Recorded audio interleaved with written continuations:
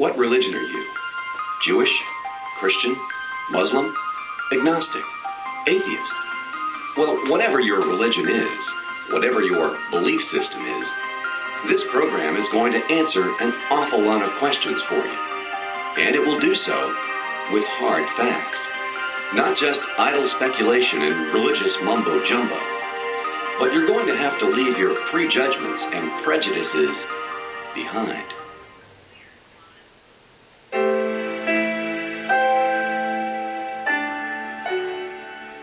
So here's the first order of business. I need to establish with certainty that what I'm going to tell you is not merely my personal opinion or my quote-unquote religion. In fact, in order for you to accept what I have to say, I'm going to need to do a lot more than just that. I'm going to have to establish with certainty that my information is 100% trustworthy and reliable. So here's how I'm going to do that. I'm going to prove to you, beyond a shadow of a doubt, using empirical, measurable, reliable, and very verifiable evidence, that the most spoken about, written about, and followed man in the world, Jesus of Nazareth, rose from the dead. If you think that makes this merely a religious program, well, you're sadly mistaken, because this is no more or less than life itself. This is practical, vital, where the rubber meets the road kind of information that affects all of us, no matter what religion we are, no matter what viewpoints we presently hold. Because I think you'll find it hard to argue against this self-evident truth. If Jesus Christ actually did physically rise from the dead 3 days after he died on that cross, and if that event was not a religious myth made up by and believed by a bunch of well-meaning but bewildered and very naive people, well then even the biggest skeptic would have to concede that single event would validate the claims of Jesus Christ. And it would validate what he and his disciples and millions of people have held fast to as absolute truth for over 2,000 years. Namely, that Jesus Christ is not merely human, but he is divine. And therefore, his claims to be the single definitive source of the single correct path to heaven are also true. So the logic is simple, and it's sound. If Jesus of Nazareth really did raise from the dead, then he is God, just like he claimed to be. And therefore, if he is God, well then we better pay very close attention to what he said, because it is impossible for God to lie. And I think it's fair to say, only the most hardened cynic would deny that logical reality.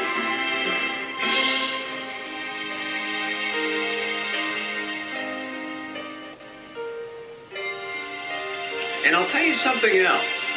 Amidst this hodgepodge of secular humanism and New Age philosophies and man-made religions that exist in our current culture today, coupled with this very bizarre habit that Americans tend to have of making personal opinions on an even par with truth and reality, our modern culture has lost touch with a very simple truth. Christ's resurrection can be proven. It can be empirically documented with as much certainty as any universally believed and well-documented event in ancient history. In fact, more so.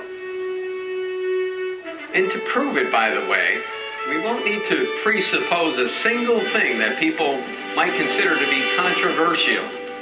In other words, it won't be necessary to presuppose that miracles can happen, or that the Bible is infallible, or even that the Bible's divinely inspired by God, or even that the Bible's necessarily true. Nor will we need to presuppose that there was really an empty tomb, or that Jesus appeared to people after his resurrection, or anything else that some people find to be stumbling blocks to accepting this truth. In fact, we're only going to need to presuppose two things, both of which are hard facts from empirical data. Empirical data that essentially no one denies. Namely, number one, that the New Testament texts that we have today are accurate. That what we read today as the Bible was in fact written that way 2,000 years ago. And virtually no one even denies that today. The textual confirmation of that, in light of modern scientific and archaeological finds, has been overwhelming in recent years. Now, in comparing with secular literature, for example, Caesar and the Gallic Wars, 10 manuscripts. But nobody in university questions that Caesar fought the Gallic Wars, and for a long time he was the only one that ever survived that wrote about it. 1,000 years, the closest manuscript after he died, and there's only 10 manuscripts. Of Plato, 7 manuscripts. Of Tacitus, the Roman historian. Right now there's less than 20 manuscripts that have ever survived. And then Thucydides, many people consider Thucydides one of the most accurate historians of antiquity. And yet there's only 7 manuscripts. And those are 1,300 years after Thucydides died. Herodotus is 8 manuscripts in about 1,400 years. With Pliny the Younger, there's about 7 manuscripts. With Sophocles, 193, which is one of the most. Euripides, 9. The men and women. Aristotle, there were 13. Now it's up to 49 they've discovered. Well, with the New Testament, just the New Testament, in the new evidence that demands a verdict, I have now been able to document 24,633 manuscripts of just the New Testament. I never even knew they existed until I set out to make a joke of it. And later, I found out the joke was on me. I had not done my homework. And the second thing that we need to presuppose is that Christianity actually exists today. Not that it's necessarily true, just that it exists. That's it. Those are the only 2 things that we need to presuppose. Which means I'm going to make this as easy and straightforward as I can for even the most hardened sinner. So let's walk through the evidence together, one step at a time.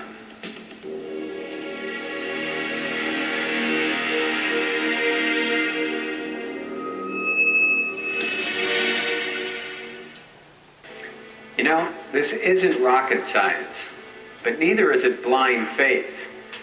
And what I'm going to do is both simple enough for anyone to check for themselves, and it's factual enough to remove any doubt of any reasonable person. Ready?